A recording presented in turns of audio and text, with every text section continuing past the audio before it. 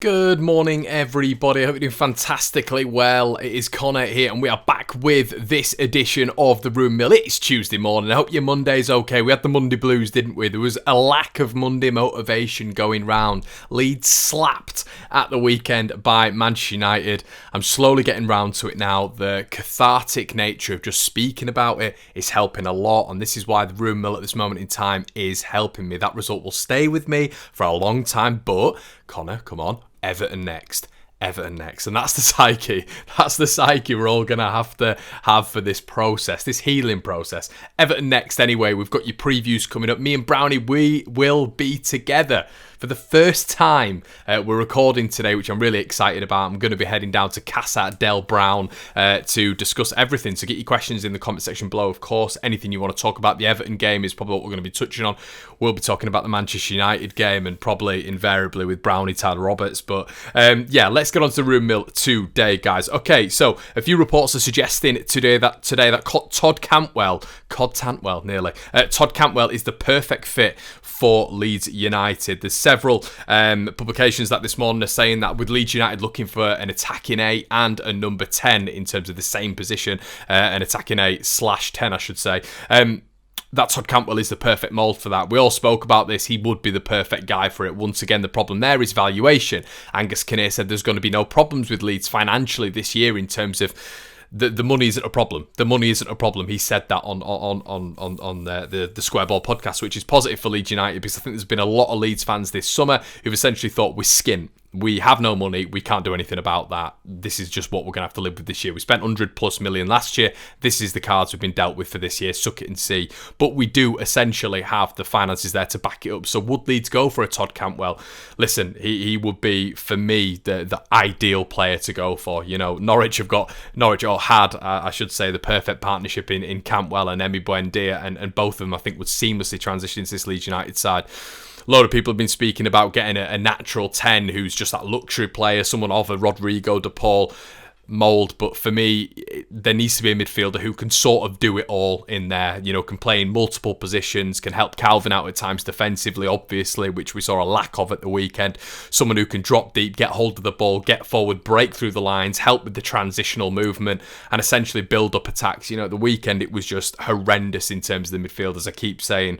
And building up through that process has always been a problem for Leeds over these last couple of years. It's been square pegs, round holes. It really has. And to an extent, you sort of see that with Stuart Dallas in that role. But Stuart's done an incredible job. But that whole notion of square pegs in round holes still follows Leeds United, really. And just getting a number 8 who can come and receive the ball, drop deep, be able to get Leeds up the pitch, someone of a Todd Cantwell mould would be absolutely perfect. And I'm all for that at this moment in time because I think it's affected us in this Manchester United game, which will always hurt and it will live with us for a while. Some of you it might not. With me, I can't stand Manchester United, so it will live with me for a long time. But as well, you know, there were lessons to be learnt from that game, and we saw it a fair few times last year, even in the games that we won, and even in the games where, well, you know, we thought we should win but maybe didn't win. That a number 8 was essential. It was absolutely essential. This partnership of Rodrigo and Click, I don't think should be in existence because I think defensively, as a combination, those two together are very poor, and I almost don't think that even if Calvin was there at the weekend, it would have been better because I think he'd have shackled Bruno more. But the midfield in front of him, as we saw at Old Trafford the first time, would still have been a huge problem. And it wasn't just the midfield; it was the attack. As I've said, I thought Rafinha was poor. But anyway, we're going off piece. What I'm trying to say is that number 8 who can incorporate everything into, as a box-to-box midfielder is perfect for Leeds, and Todd Cantwell for me would fit the mould. Do I see this happening? Absolutely no chance. Interestingly enough, on this separate website here, we've got Team Talk, James Marshman, who I know is big on the Leeds United sphere. Leeds United have been tipped by betting odds to sign Bitpart Tottenham fan as a dream Calvin Phillips ally. I initially saw this and I thought, but then I actually looked at the player, and a lot of you guys will be like, oh, what are you thinking? What are you thinking, Connor? You arsehole. You give me dog's abuse for this, because that's sometimes what happens on the Leeds site. You suggest someone and people just give you dog's abuse. Harry Winks, Paul Robinson has suggested that he would be the perfect understudy for Calvin Phillips and really could help us in that mould. Now listen, If we are sort of playing a 4-2-3-1, I completely understand, and that's what the formation was. A lot of people were saying it was a 4-1-4-1. A lot of people were saying it was a 4-2-3-1. I don't know what it was. Rodrigo was essentially partnered next to Bamford for half the game anyway, so it looked more like a 4-4-2 at points. But we don't know what formation it was. I think it was a 4-2-3-1, but that's what it was advertised on the Leeds site anyway. But someone like Harry Winks would be perfect in that mould, really. He always wants the ball consistently. I'm not 100% saying that he's the best person on the ball, but what I will say is he gets the ball, gets it on his back foot, looks to go forward, has been playing at a good level at Tottenham, has played Premier League level for a while now. He's mouldable, if that's a word I can use, and I think he would be a project, and all those things encompass what Bielsa looks for. Now, the difference would be what Tottenham would be asking for, and we essentially would have to be switching to a consistent 4-2-3-1, because Harry Winks would have to just sit alongside Calvin Phillips. Now, that could happen, but that's up to Marcelo Bielsa.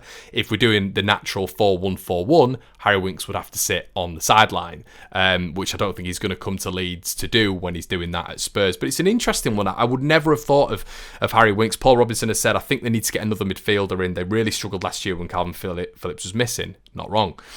I think they could do the central midfielder, but one who can also do Phillips' role when he can't play. I'd love them to sign Harry Winks. I know he's not getting a lot of game time at Spurs in pre-season, but he did in I think a player of his ability can get to a different level if they're playing every week, and I think that's what he's saying in terms of Bielsa, who'd be able to bring him on a next level. And would he be able to add a different compartment to this Leeds United midfield? And going forward, Harry Winks is actually quite underrated. He is actually quite underrated. From the games I've seen with him when he's been playing, he's quite good at ball progression. Gets the ball, as I've said just earlier on, he always looks to get the ball forward as well, which I like. Always looks to get the ball into the wingers. So yeah, I remember when he was playing, him and Dele Alli had a really good partnership. Maybe that could prosper between him and Rodrigo, I don't know, but Harry Winks isn't a bad shout. It's just whether or not Leeds would be able to facilitate him in the system. He's fit enough. He's a very fit young lad as well. That's what every time I see Winks play, he just goes and goes and goes and goes like a Duracell bunny. But then you look at Lewis Bates' development in the team if someone like Harry Winks comes in. But do Leeds need a fix now? A lot of fans want a fix now, not a fix that is going to happen in the next 2 or 3 years with regards to Lewis Bates. That's great that we're doing that youth progression in terms of the pathway and all that.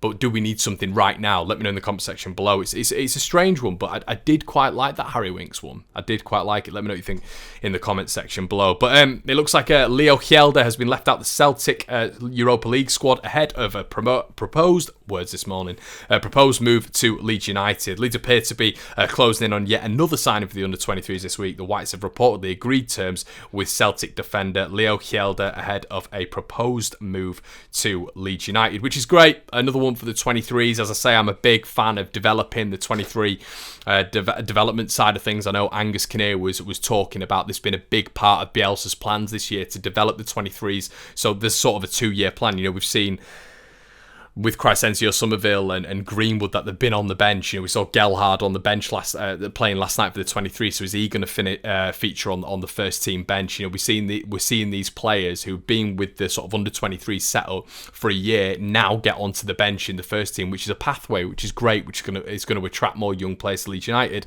Leo Hjelde being a perfect example of that.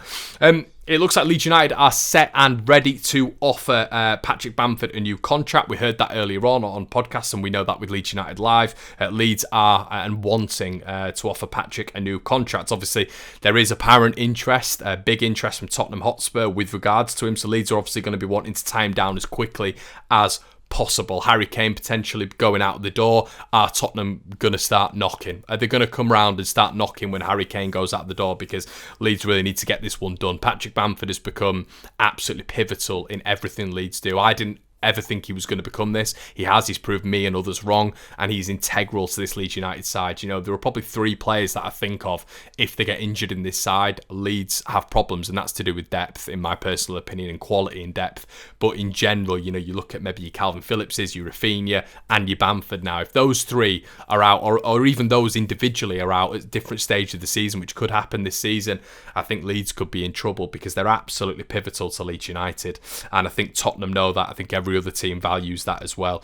As I reported to you guys as well, today there's been a massive increase in the Nahitan Nandez chat, and that's because Cagliari are willing to lower the price, and they've been joined by Tottenham Hotspur again. God, it's a very Tottenham Hotspur-y chat this, and West Ham in their pursuit of Nandez, with Cagliari looking for a guaranteed sale. According to Calcio Mercato, Nandez has a 30 million release clause, but Cagliari are willing to drop the price to 24 to 26 million. So there you go, guys. A little bit of an update there. Let me know what you think in the comment section below to everything we've been talking about today. Do you think I'm talking poppycock? Do you agree with what I'm saying? As I say, click all the links in the description below. You can vote for One Leeds at the Football Content Awards.